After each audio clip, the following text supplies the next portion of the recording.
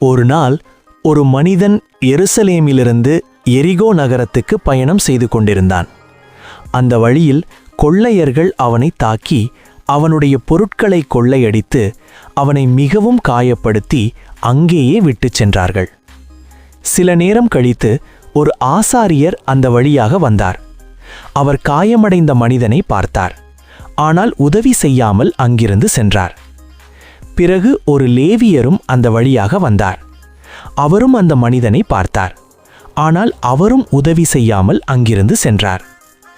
பின்னர் ஒரு சமாரியர் அந்த வழியாக வந்தார். அவர் அந்த மனிதனை பார்த்ததும் அவருக்கு இரக்கம் உண்டானது. அவர் அவனுடைய காயங்களை எண்ணெய் மற்றும் திராட்சரசம் கொண்டு கட்டினார். பிறகு அவனை தன் கழுதையின் மேல் ஏற்றி ஒரு விடுதிக்கு அழைத்துச் சென்றார்.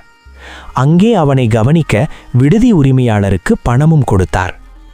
இந்த கதையின் மூலம் இயேசு கிறிஸ்து சொல்லுகிறது, உதவி தேவைப்படும் மனிதன் யார் என்றாலும் அவருக்கு கருணையுடன் உதவ வேண்டும். நாம் அனைவரும் ஒருவருக்கொருவர் அன்பு காட்டி உதவி செய்ய வேண்டும்.